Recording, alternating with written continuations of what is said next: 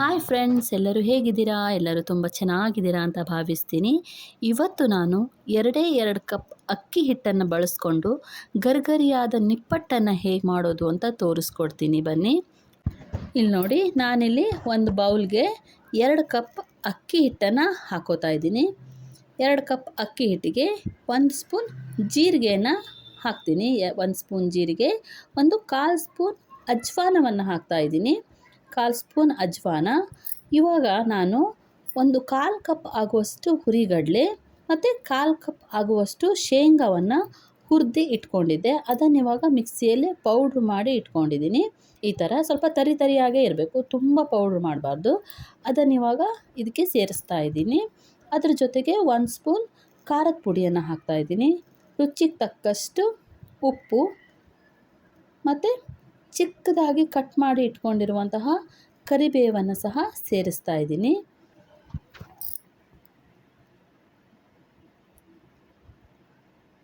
ಇವಾಗ ಸ್ವಲ್ಪ ಇಂಗನ್ನು ಹಾಕಬೇಕಾಗುತ್ತೆ. ಇದಕ್ಕೆ ಸ್ವಲ್ಪ ಇಂಗನ್ನು ಹಾಕ್ತಾ ಇದ್ದೀನಿ.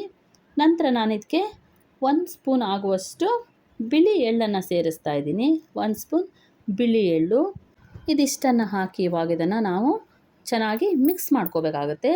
ಒಂದು ಸಲ ಇದು ಪೂರ್ತಿ ಚೆನ್ನಾಗಿ ಮಿಕ್ಸ್ ಆಗಬೇಕು. ಈ ಥರ ನಾನಿವಾಗ 1 ಸ್ಪೂನಲ್ಲಿ ಇದನ್ನು ಚೆನ್ನಾಗಿ ಮಿಕ್ಸ್ ಮಾಡ್ಕೋತಾ ಇದ್ದೀನಿ.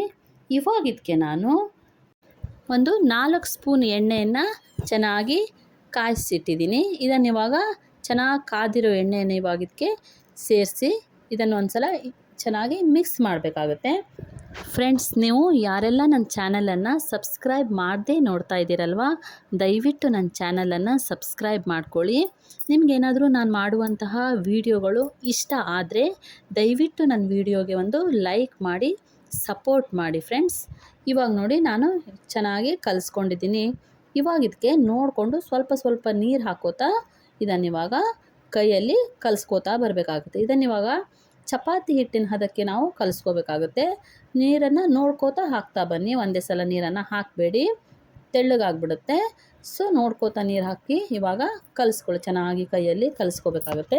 ಫ್ರೆಂಡ್ಸ್, ಇದು ನಿಜವಾಗ್ಲೂ ಮಾಡೋದು ತುಂಬಾ ಸುಲಭ ಮತ್ತು ತುಂಬಾ ರುಚಿಯಾಗಿ ಕೂಡ ಇರುತ್ತೆ. ತುಂಬ ಗರಿಗರಿಯಾಗಿ ತುಂಬ ಚೆನ್ನಾಗಿ ಬರುತ್ತೆ. ಟೇಸ್ಟ್ ಕೂಡ ತುಂಬಾ ಚೆನ್ನಾಗಿರುತ್ತೆ. ನೀವು ಸಂಜೆ ಈ ಸ್ನ್ಯಾಕ್ಸ್ ಟೈಮಲ್ಲಿ ಇದನ್ನು ಟೀ ಜೊತೆ ತಿನ್ನೋದಕ್ಕೆ ತುಂಬಾ ಚೆನ್ನಾಗಿರುತ್ತೆ.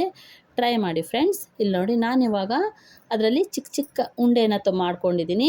ಚಿಕ್ಕ ಉಂಡೆಯನ್ನು ಮಾಡಿಕೊಂಡು ಈ ಥರ ಪ್ಲಾಸ್ಟಿಕ್ ಕವರನ್ನು ಇಟ್ಕೊಂಡು ಇನ್ನೊಂದು ಕವರನ್ನು ಅದ್ರ ಮೇಲ್ಗಡೆ ಇಟ್ಟು ಈ ಥರ ಚಿಕ್ಕ ಬೌಲ್ ಬರುತ್ತಲ್ವ, ಆ ಬೌಲಲ್ಲಿ ಪ್ರೆಸ್ ಮಾಡ್ತಾ ಇದ್ದೀನಿ. ಇಲ್ಲಿ ನೋಡಿ, ಈ ಥರ ಚೆನ್ನಾಗಿ ಎಷ್ಟು ಚೆನ್ನಾಗಿ ಶೇಪ್ ಬರುತ್ತೆ ಅಂತ ಇನ್ನೊಂದು ಮಾಡಿ ತೋರಿಸ್ತೀನಿ ನೋಡಿ. ಕೆಳಗಡೆ ಒಂದು ಪೇಪರ್ ಇಟ್ಕೊಂಡು ಅದ್ರ ಮೇಲ್ಗಡೆ ಚಿಕ್ಕದಾಗಿ ಮಾಡಿಟ್ಕೊಂಡಿರುವಂತಹ ಉಂಡೆಯನ್ನು ಇಟ್ಟು ಅದ್ರ ಮೇಲ್ಗಡೆ ಇನ್ನೊಂದು ಕವರನ್ನು ಮುಚ್ಚಿ ಒಂದು ಬೌಲಲ್ಲಿ ನೀವು ಅದನ್ನು ಪ್ರೆಸ್ ಮಾಡಿದಾಗ ಈ ಥರ ಚೆನ್ನಾಗಿ ನಿಪ್ಪಟ್ಟು ಈ ಥರ ಶೇಪಲ್ಲಿ ಚೆನ್ನಾಗಿ ಬರುತ್ತೆ. ಇಲ್ಲಿ ನೋಡಿ, ಇವಾಗ ಎಣ್ಣೆಯನ್ನು ಕಾಯೋದಕ್ಕೆ ಇಟ್ಟಿದ್ದೀನಿ. ಎಣ್ಣೆ ಕಾದಿದೆ. ನಿಮಗೆ ಈಗ ನಾನು ಎಣ್ಣೆಯಲ್ಲಿ ಬಿಟ್ಟು ತೋರಿಸ್ತೀನಿ ನೋಡಿ. ಇದು ಏನೂ ಕಟ್ಟಾಗಲ್ಲ, ಏನೂ ಇಲ್ಲ, ಚೆನ್ನಾಗಿ ಬರುತ್ತೆ ಫ್ರೆಂಡ್ಸ್. ಇಲ್ಲಿ ನೋಡಿ, ಇವಾಗ ಇದನ್ನು ಸಣ್ಣ ಉರಿಯಲ್ಲಿ ನೀವು ಗೋಲ್ಡನ್ ಬ್ರೌನ್ ಕಲರ್ ಬರೋವರೆಗೂ ಚೆನ್ನಾಗಿ ಕರ್ಕೋಬೇಕಾಗುತ್ತೆ. ಇದನ್ನು ನೀವು ತುಂಬ ದಿನ ಸ್ಟೋರ್ ಮಾಡಿ ಕೂಡ ಇಡ್ಬೋದು. ತುಂಬಾ ಚೆನ್ನಾಗಿರುತ್ತೆ, ಏನೂ ಹಾಳಾಗಲ್ಲ ಫ್ರೆಂಡ್ಸ್.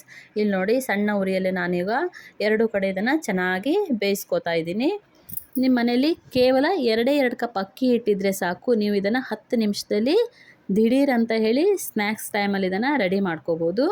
ಏನೂ ಕಷ್ಟ ಇಲ್ಲ, ಈಸಿಯಾಗಿ ಇದನ್ನು ಮಾಡ್ಬೋದು. ನೀವೇ ನೋಡಿದ್ರಲ್ವ ಎಷ್ಟು ಈಸಿಯಾಗಿ ನಾನು ಮಾಡೋದನ್ನು ತೋರಿಸ್ಕೊಟ್ಟಿದ್ದೀನಿ ಅಂತ ಹೇಳಿ.